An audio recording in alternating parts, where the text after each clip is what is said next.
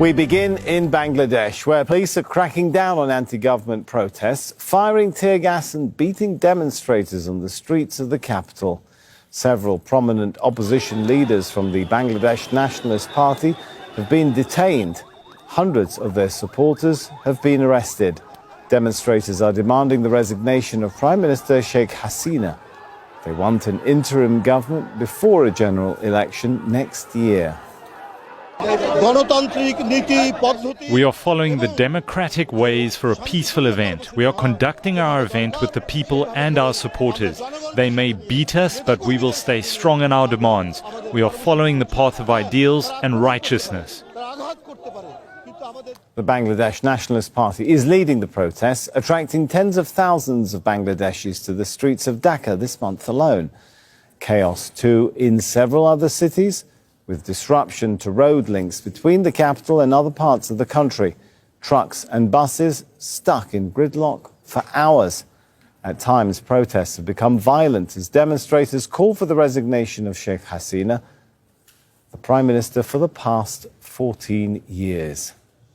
Our correspondent Tanveer Chowdhury joins us from Dhaka. So looking at things behind you, Tanveer, have the streets now calmed down? Yes, it's pretty much calmed down, but people are anxious. They're worried ahead of the election. They expect more violence, unrest in the city as the opposition and the government party both having a showdown in the street, both calling for demonstration. The ruling party, Awami League, has announced a major demonstration across the country. What they said is the opposition violence in the country. So they're going to have demonstration all across the country tomorrow. The opposition is still having meeting. They'll probably announce some sort of program. They have been doing that since last month, series of demonstrations, rallies, and marches across the country. Now, today's incident comes quite unexpected. There hasn't been any recent violence, but today's violence, each side is blaming each other who provoked this violence. The opposition yesterday in the rally announced that they'll have a sit-in in the intersection that's connecting the city to the rest of the country. They're not going to block the roads. But something happened which triggered the violence. There's a lot of videos circulating, a lot of chatter in the social media. One particular video I want to bring your attention that was posted by alternative media and the online.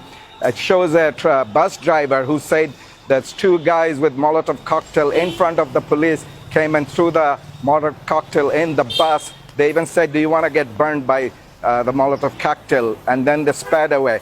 So this sort of thing obviously sparks the violence. We don't know exactly who started that. Another element is that a lot of ruling party supporters, particularly from the student wing of the ruling party, takes part in this violence along with the police. The police supports them, and that creates a lot of provocation. And obviously the opposition has to also respond. They're not immune from violence. They also provoke violence sometimes. Now, we know that two of the prominent leaders were beaten up. One is in hospital. The other was shown having lunch with the head of the detective police.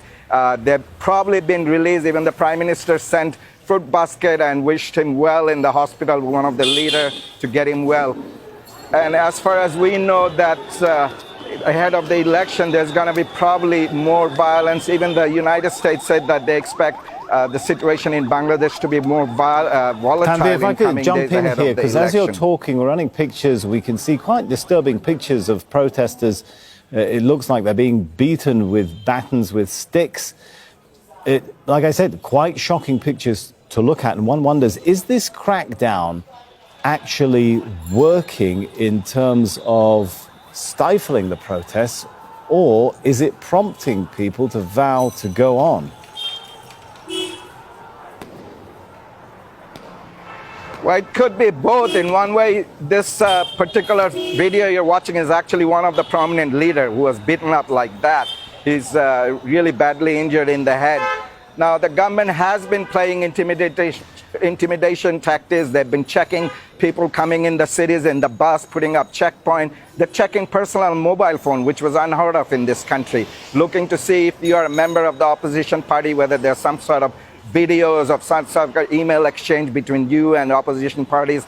That sort of thing never happened here.